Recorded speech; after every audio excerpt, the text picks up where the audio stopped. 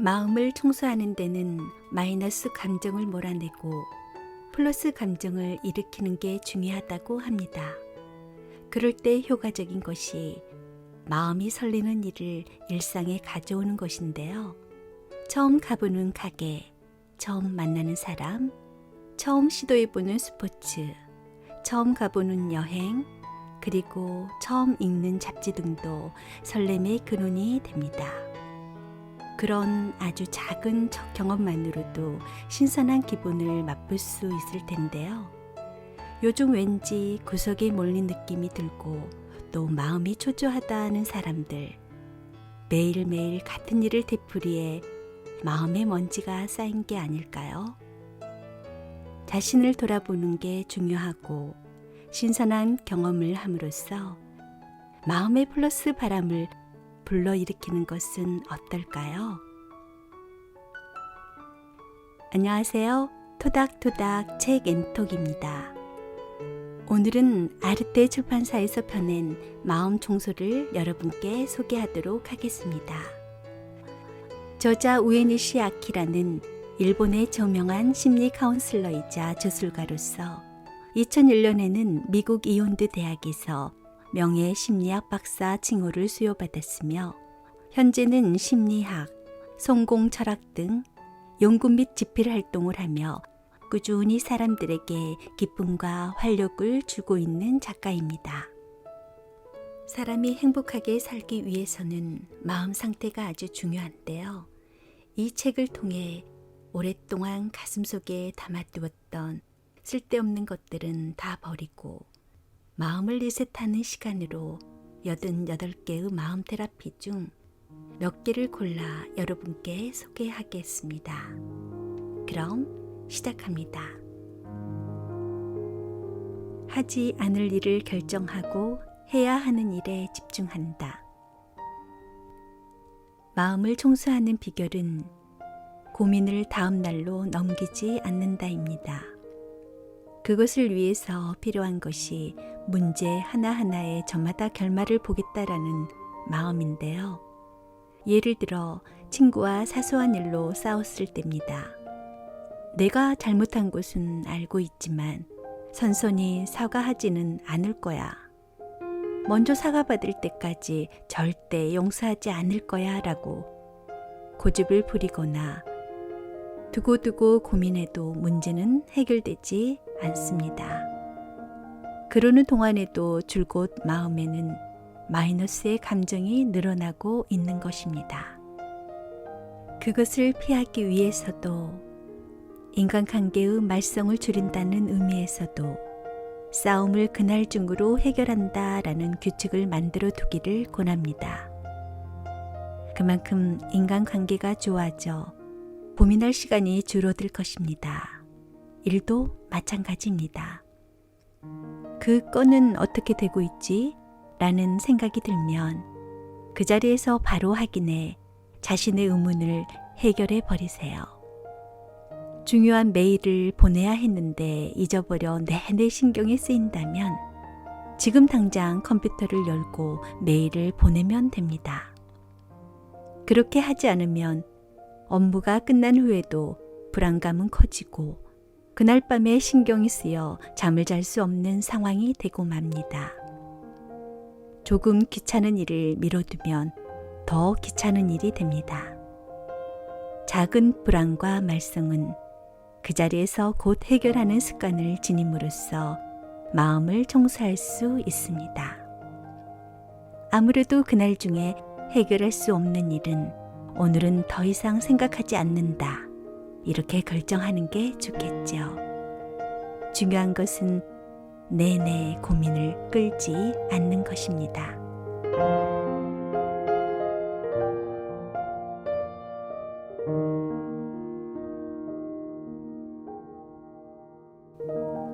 지나간 일을 잊기 어렵다면, 지금의 나를 바꾸고 싶으면 마음속의 마이너스 감정을 치우는 게 중요하다는 것을 잘 알면서도 좀처럼 그렇게 하지 못하는 사람이 많습니다. 자신을 상처 입힌 사람을 수없이 생각하며 그 사람만은 용서할 수가 없어 라거나 불행해져라 하며 계속 화를 내는 사람이 있습니다. 또 자신을 버린 옛 애인에 대한 미련이 남아 그 미련을 버리면 가벼워질 거라는 것을 알면서도 늘 그 사람은 내 운명의 사람이었어 라고 생각하는 사람도 있죠. 실은 버릴 수 없는 게 많은 사람은 마음속에 변하고 싶지 않다라는 바람이 숨어 있는 경우가 많다는 겁니다. 그러나 행복하게 살고 싶다면 지금까지의 자신이 변화하는 게 중요합니다. 다시 말해 마음의 플러스 감정을 불어넣고 마이너스 감정은 없애는 과정이 꼭 필요하다는 겁니다. 마음의 플러스 감정을 늘리기 위해서는 나는 바뀔 수 있다. 나는 행복해져야 하는 존재다 라고 중얼거리는 것이 효과적입니다. 과거가 아무리 괴로웠더라도 지금 자신의 자신감이 없더라도 되고 싶은 나로 변할 수 있습니다. 용기를 내어 변화를 받아들이세요.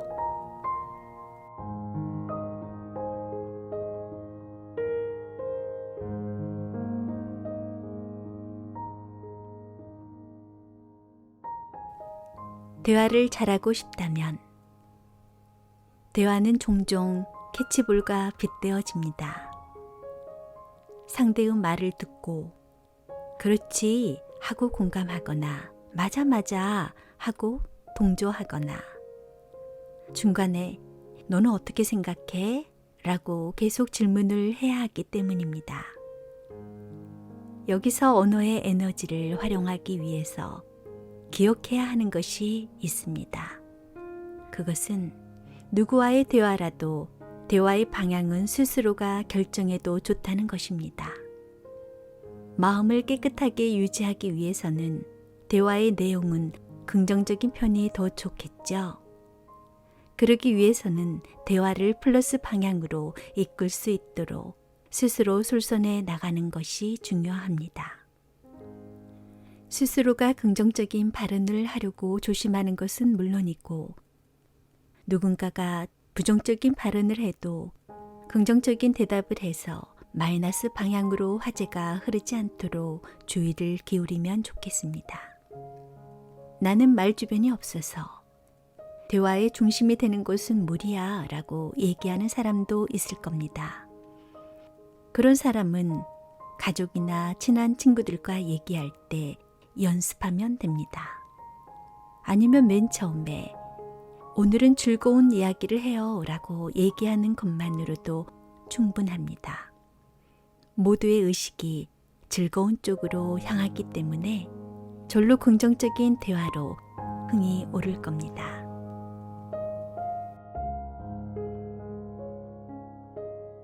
칭찬받았을 때 사람은 누구나 칭찬을 받으면 기분이 좋아집니다. 칭찬할 때는 긍정적인 말을 사용하기 때문에 칭찬받는 사람도 물론 칭찬하는 사람도 행복해집니다. 다만 누군가에게 칭찬을 받았을 때 대답하는 말에는 주의를 기울였으면 합니다. 예를 들어 스타일이 정말 좋네요. 아, 특히 다리가 길어서 너무 예쁘네요. 라는 칭찬을 받았을 때는 어떻게 대답하면 좋을까요? 전부터 자주 들은 말이에요. 스타일이 좋다는 것은 타고나는 거죠. 이 같은 말은 상당히 가까운 사람이 아니라면 꺼내지 않는 게 좋겠죠. 자랑하고 있네. 잘난 척하네. 라고 생각될 수도 있으니까요. 그렇다고 아니 전혀 아니에요. 저야말로 통통하고 다리가 짧은 스타일의 전형이에요. 이처럼 지나치게 겸손한 것도 좋지 않습니다. 상대의 칭찬을 전면 부정하면 상대를 불편하게 만들 가능성도 있습니다. 즉, 상대가 긍정적인 말을 해올 때는 그 에너지를 거스르는 대답을 하면 역효과가 됩니다. 그러므로 다른 사람이 칭찬할 때 일단은 고맙습니다 라고 솔직히 받아들이는 것이 최선입니다. 긍정적인 말에는 긍정적인 대답을 함으로써 플러스 에너지가 늘어나 마음에 좋은 영향을 줍니다.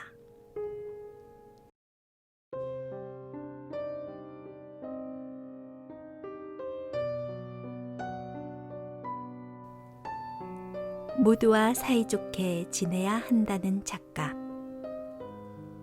세상에는 사람과 접하는 문제 때문에 고민하는 사람이 참 많습니다.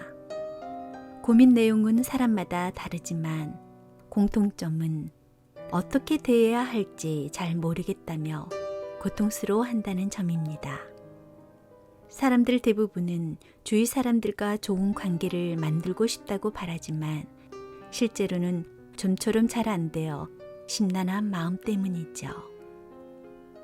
인간관계는 어떤 사람에게나 어려운 일입니다. 늘 동료들에게 둘러싸여 있는 인기 있는 사람도 또 소통 능력이 좋은 사람도 모든 인간관계가 자연스럽게 되는 것은 아닙니다. 10인 10색이라는 속담이 있듯이 사람에게는 각자의 개성이 있기 때문입니다. 인간관계에서 스트레스를 쉽게 받는 사람은 모든 사람에게 사랑을 받아야 한다. 모두와 사이좋게 지내야 한다. 라는 착각을 하는 사람이 참 많은 것 같습니다. 그러나 주위 사람 모두에게 사랑받지 않아도 돼.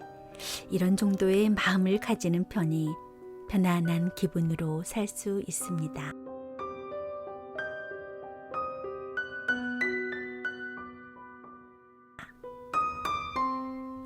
부담감이 강할 때. 미국의 목사이자 성공 철학의 제1인자 조셉 머피는 다음과 같은 말을 남겼습니다. 이 세상에 완벽한 사람은 단 한 사람도 존재하지 않습니다. 그러므로 완벽을 추구하는 일을 그만두세요. 또 올림픽 메달리스트를 기른 한 스포츠 지도자는 다음과 같은 말을 했습니다. 아무리 재능이 있는 선수라도 모든 시합에서 이길 수는 없습니다. 왜냐하면 그들에게도 컨디션이 좋을 때와 나쁠 때가 있기 때문입니다. 그래서 나는 중요한 시합에서 이기면 그걸로 됐다고 늘 선수들에게 얘기합니다. 덜 중요하다고 생각되는 시합에서는 이기기보다는 전력을 다해 집중하라고 선수들을 독려합니다. 그렇게 함으로써 선수는 훨씬 편안한 상태로 시합에 임할 수 있습니다. 무슨 일을 할 때 어느 정도만 되면 된다. 이런 기분으로 임하는 게 좋습니다. 어느 정도만 되면 좋다라는 말은 대충 해도 된다라는 뜻은 절대 아닙니다. 잘하려고 노력은 하지만 80% 정도만 되면 괜찮다라는 마음으로 어깨에 힘을 뺀다는 의미입니다.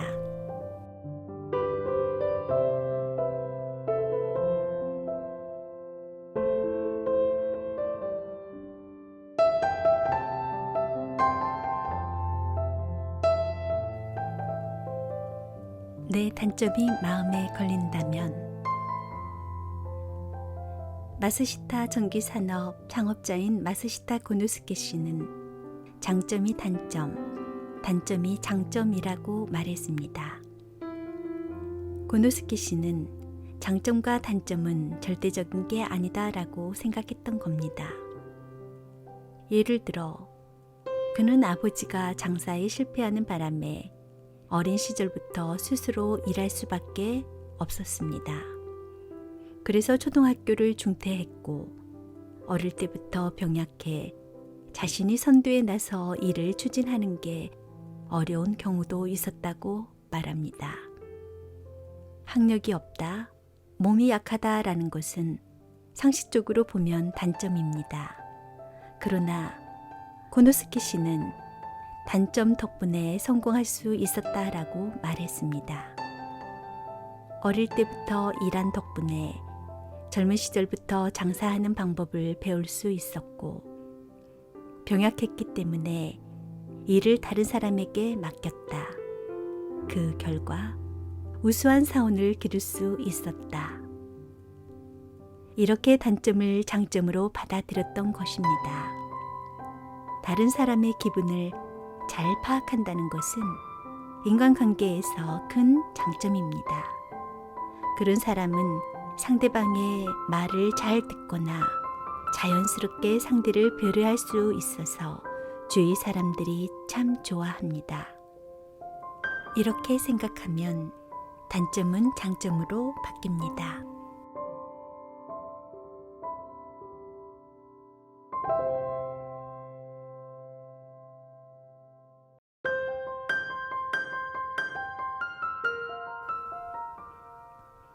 지금 방이 깨끗하지 않다면 마음을 청소하기 위해서는 사고방식이나 말을 바꾸는 것 이외에도 가능한 것이 다양하게 있습니다. 그 하나가 집안, 방안을 편안한 안식처로 느낄 수 있는 상태로 만드는 것입니다. 방은 오랜 시간을 보내는 곳이므로 마음속에 자연과 함께 플러스 감정이 늘어날 수 있는 기분 좋은 장소로 만드는 게 참 중요합니다. 청결한 상태를 유지하는 게 좋다는 것은 두말할 필요도 없습니다. 또 여기저기 많은 물건이 있어서 필요한 것을 바로 찾을 수 없다면 스트레스가 쌓이게 됩니다. 필요 없는 것들은 과감히 버리는 게 좋습니다. 또 햇빛이 들어오는 밝은 방을 만드는 것과 통풍이 잘 되는 방으로 유지하는 것입니다. 태양빛도 자연의 바람도 플러스 에너지의 덩어리입니다. 그러므로 많이 받아들이는 게 좋습니다. 가구나 커튼의 색깔도 마음에 영향을 주기 때문에 가능하면 밝은 색으로 선택하는 것이 좋겠지요.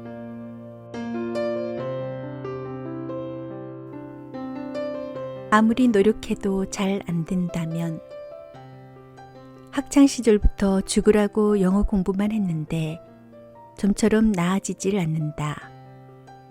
언론 관련 일을 하고 싶은데 단기 고용 아르바이트밖에 하지 못한다.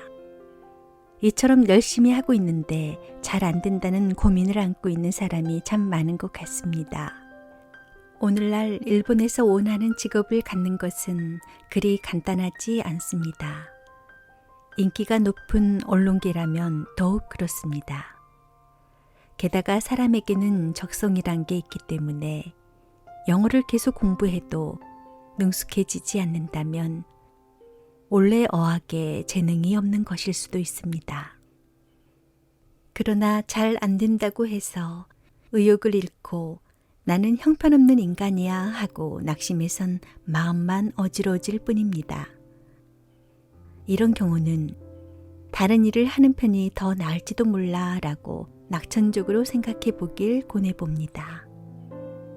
세상에는 이 방법으로 성공한 사람이 참 많습니다. 예를 들어 20세기를 대표하는 디자이너 코코 샤넬도 그렇습니다.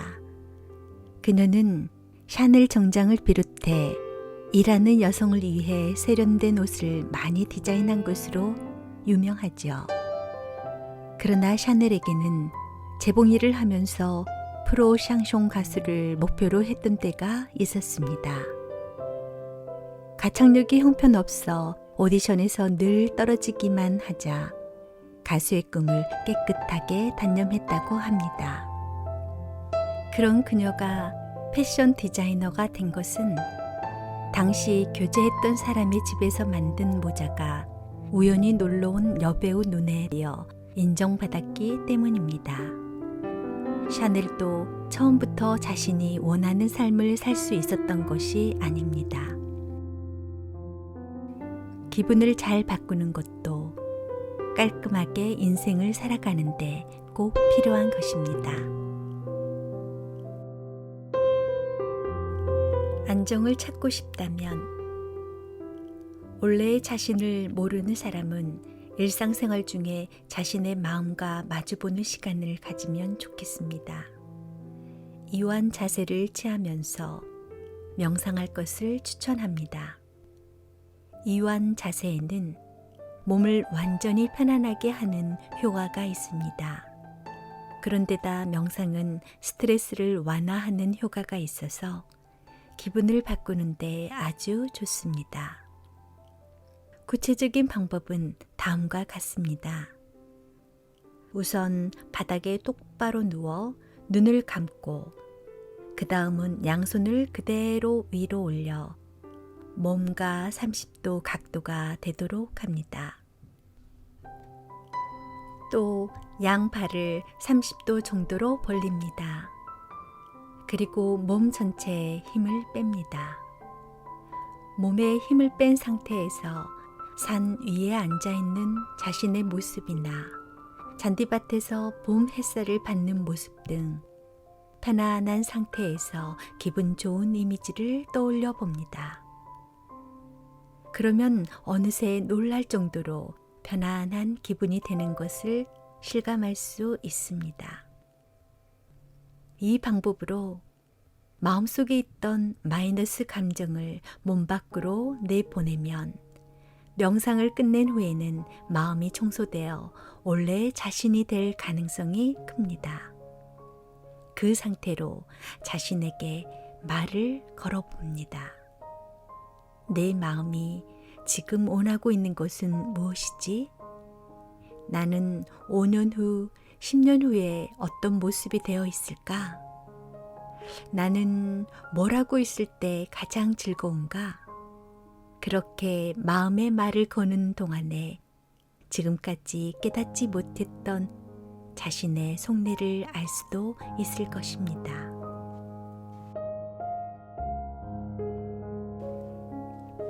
(21일) 마음 청소 프로젝트. 마음의 쓰레기 양을 체크해 보세요.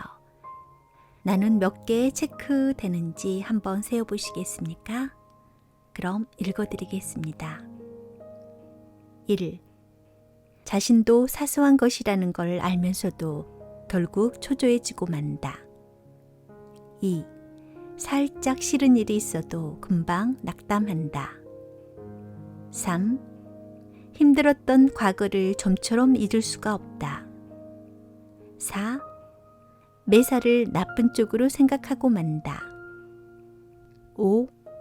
바빠서 쉴 시간이 없다고 생각하고 있다. 6. 자신감이 없다고 느낀다. 7. 일상생활에서 긴장하는 순간이 많다. 8. 불평이나 다른 사람의 험담을 자꾸 하게 된다. 9. 사람들과 잘 어울리지 못한다고 생각을 하고 있다. 10. 즐겁다라고 생각할 만한 것이 별로 없다. 이상입니다. 5개 이상 체크했다면 마음의 쓰레기가 많은 사람이라고 이야기합니다. 이 책을 곁에 두고 수시로 마음의 쓰레기를 비워보는 것은 어떨까요? 책 소개는 여기까지입니다. 오래된 습관도 21일 동안만 꾸준히 반복하면 새로운 습관의 근육이 생긴다고 말하죠. 오늘을 새로운 하루로 정하고 그동안 마음에 쌓인 묵은 감정, 마이너스 감정이 있다면 그 공간을 밝고 희망적인 공간으로 꼭꼭 채워보는 것은 어떨까요? 그런 하루가 되시길 바라봅니다. 지금까지 토닥토닥 책앤톡이었습니다. 고맙습니다.